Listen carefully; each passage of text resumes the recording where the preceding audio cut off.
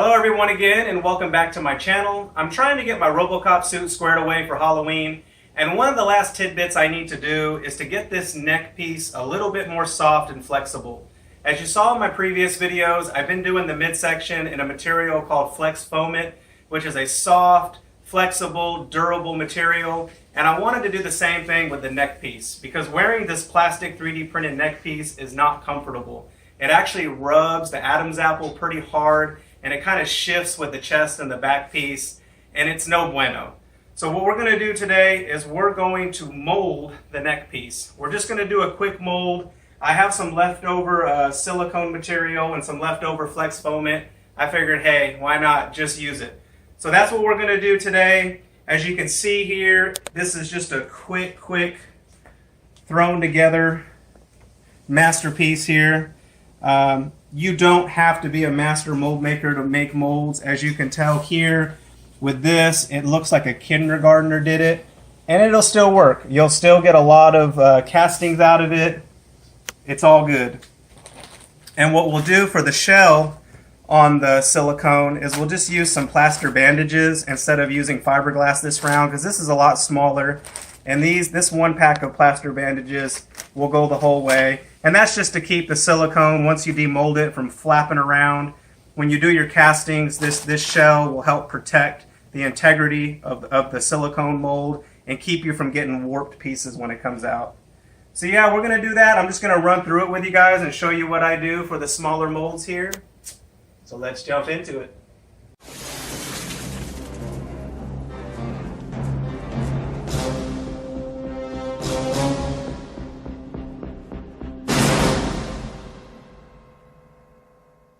So here we are again. We will be making a mold of the neck piece, and the silicone of choice, my favorite silicone made by Smooth On, is Rebound 25.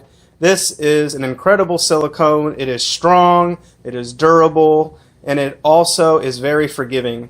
It is a 1:1 ratio platinum silicone, and basically we'll fill these cups up to equal parts and we will mix them. It's that simple.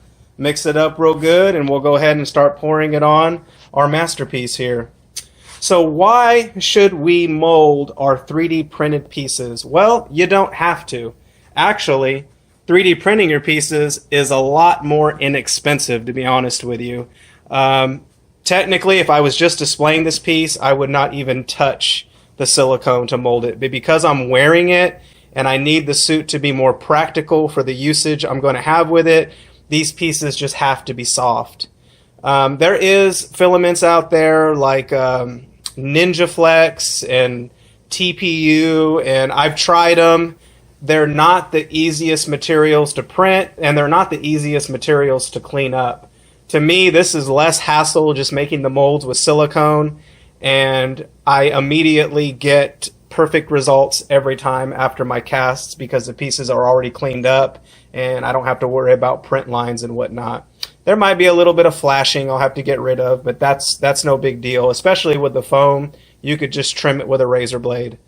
So yeah, this might not be your everyday thing that you need to do for your pieces, but if you want to make some of your stuff, your suits or your pieces more practical, you might have to go this route. But I just want to show you that it is really easy. It is really simple. Sometimes it can be a little discouraging and frightening to do stuff like this. It's really not that hard. Like I said, it looks like a kindergartner throw this thing together. It's no big deal. It's going to work. Rebound 25 is very forgiving. And yeah, that's it. So we're going to jump in and we're going to start making our mold. One of the first things we want to do on our masterpieces is you want to use some kind of ease release or mold release. What this does, this is almost like spray Vaseline, and it's going to stick to our piece. It's going to give us a nice little sheen on it, and it's to keep this silicone from absolutely destroying this masterpiece. It's going to help demolding a lot easier, and I should be able to get the piece back as is. I'm hoping. At least that's the goal when I use this. So that's what we're going to do right now. Just give it a nice little coat.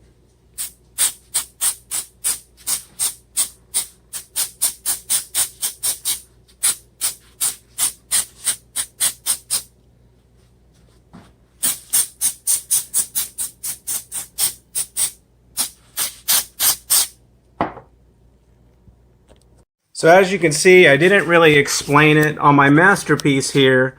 This is open for my neck. When you're doing a mold, you have to close up all the holes that you deem necessary for whatever masterpiece or whatever piece you're doing. This has to be closed up. If I were just to pour silicone here, it's just going to run off the walls, and you're not going to be able to make your mold or have your negative piece in order to cast your positive piece. Now, I know that sounds a little technical, but you got to close up the holes. Someone once described it in a video I watched on doing making molds. It's like playing Tetris. You just got to make sure every little piece is closed up nicely. And then sometimes, like this one, if I just were to lay this piece on here, this whole thing would be open. So again, the silicone would just run, and it would run under, and you could probably get away with it on this piece, still having a decent mold, but you want to try to close this up as much as possible. What I use to do this is foam board. This is just really cheap foam board that you can get at Michael's. And I cut the pieces, as you can kind of see here. This was from another one of my molds. I just cut it out with a razor blade, and then I hot glue it in there to close up the holes. As you can see here, this was one piece, and then I cut little slits in it to kind of form to the shape of this neck piece. I could have did these undercuts a lot better. It should be flush with the neck piece, but it's no big deal. I have a thickening agent to thicken up my second layer of silicone, so it'll come down real thick and fill all that in. And actually, that'll actually help to be kind of like a key for the silicone too. So I'm not too worried about it. I'm not trying to do a super elaborate, intricate mold. This is just real quick because I want to wear this for Halloween. I could have did this in two pieces, but I just connected it. I have magnets in there. That's what I use just to display it with my Robocop. But this little line here for the pieces that separate the pieces is going to be perfect, because once I cast this, it's going to come out pretty much like this. I'll have to cut away all this flashing here, but then I'll just cut this line out on the foam on both sides, and voila, I'll have two parts. Add in some Velcro, and it should be fine. So I just wanted to explain that to you. You don't have to be overly intricate, but you do want to close up the holes so that you can properly lay the silicone. There is probably some gaps here that some silicone will get under, and it'll create a little bit of flashing once you demold this, but you can just trim away that flash with an X-Acto knife or a razor blade. Same thing with your undercuts if that happens. No big deal. You could still make it work. So let's get to it. Probably hard to tell, but as I said before, Rebound 25 silicone is 1:1 equal parts, and we're going to go ahead and get these mixed together. Alright, as you can see, I kind of mixed this together the best I could. You want to try to get the walls real good. A lot of this stuff will stick to the walls. And then we'll go ahead and we'll start pouring it on our mold.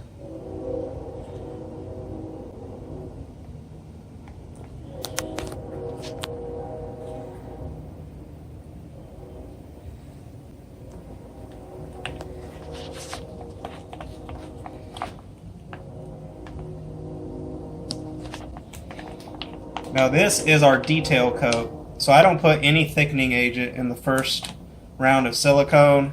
It's all just its natural viscosity. And the thing I like about Rebound 25 is that it is a brushable silicone. But I've used 10 cure silicones, and you could also brush those even though they say they're not brushable. So you can break the law in some silicones. Alright, so we're going to start brushing this stuff on here real good, making sure we get all the detail.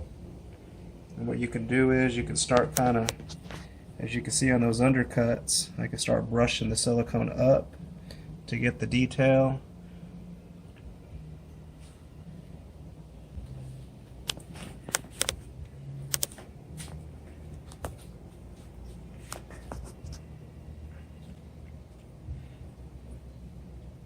And then if there's like unmixed material, which sometimes does happen as hard as you try to mix it perfectly, you can kind of mix it around with your brush as you're putting it on.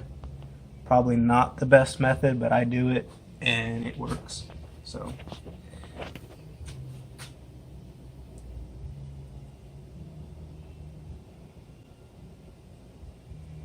there we go. I think, like I said, this is pretty simple. It's a small mold, so you can get all the detail pretty easy. Cover your ground well. So there we go. There's our first coat.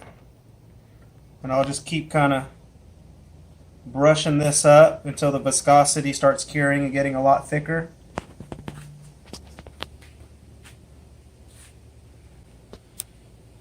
Looks good to me. As you can see here, we have our first coat. This is our detail coat on.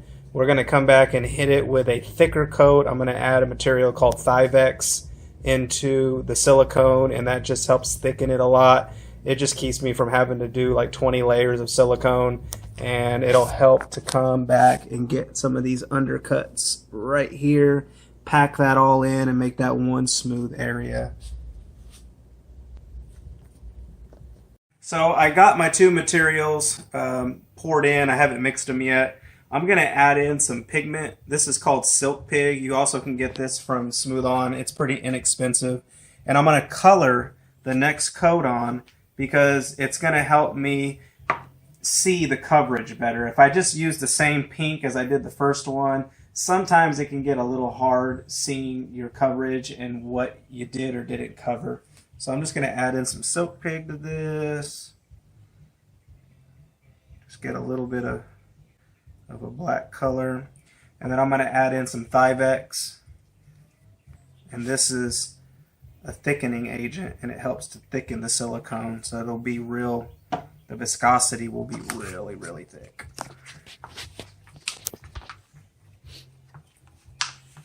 Cut that, and we'll come back to it when it's thick.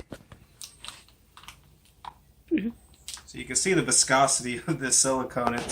It's pretty thick. It's a little runny, but it's mostly thick.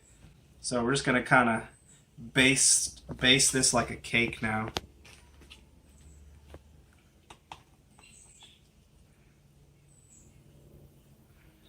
Over the detail coat.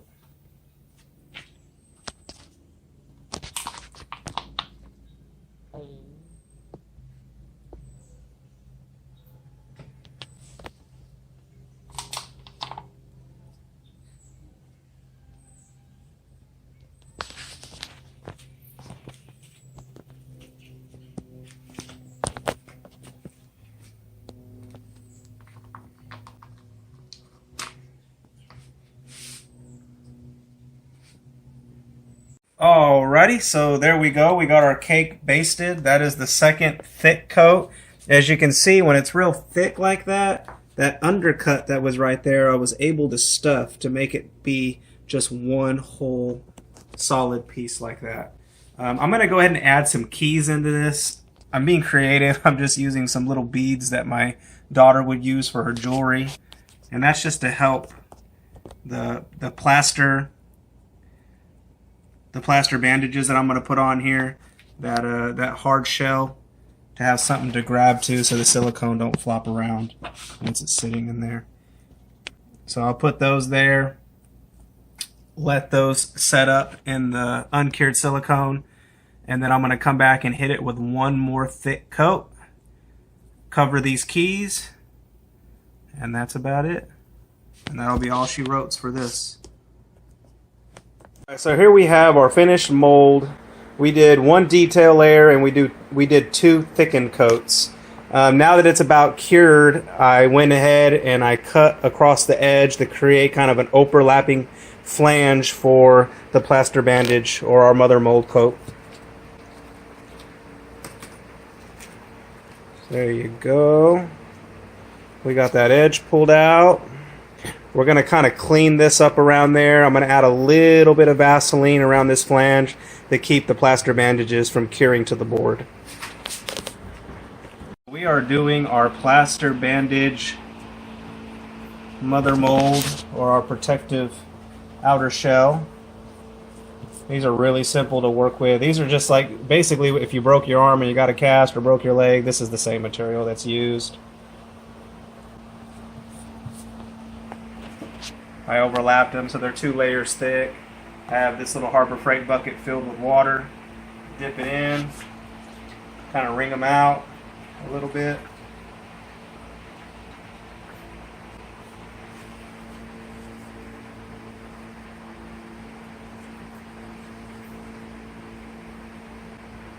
There we go. Alright, so these plaster bandages should be dry enough. We're going to go ahead and take the protective shell off of the mold. I kind of pried the edges up already. There we go. So that's our protective jacket for the mold. We're going to let that sit. It's still a little damp. It needs to dry.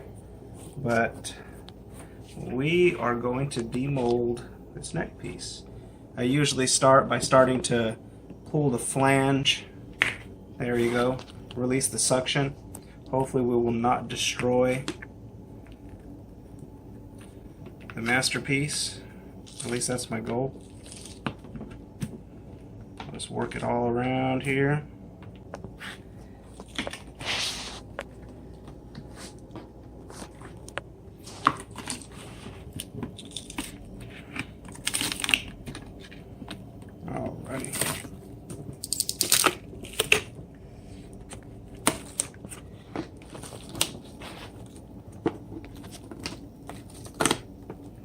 Alrighty, so there is our neck piece mold.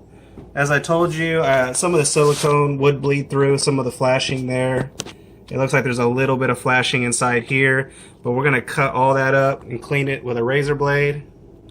And it looks like it picked up all the details that I need. Perfecto. Alrighty. So there we go. And we'll just use some flex foam it and go ahead and put it in there and make our next piece. We'll do that next.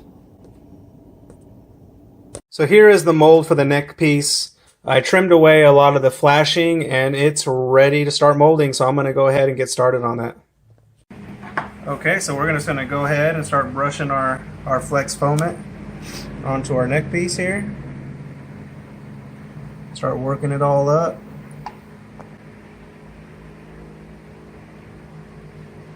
And that's it. Alrighty, we're going to demold this now.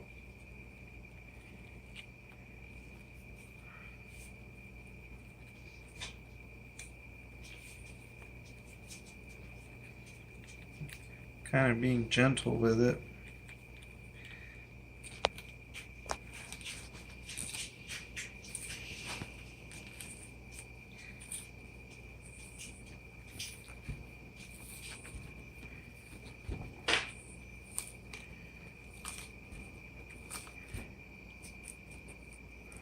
Slowly working it all the way around.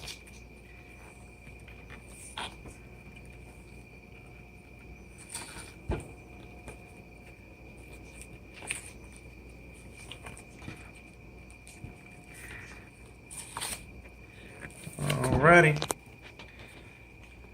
And voila! It is beautiful.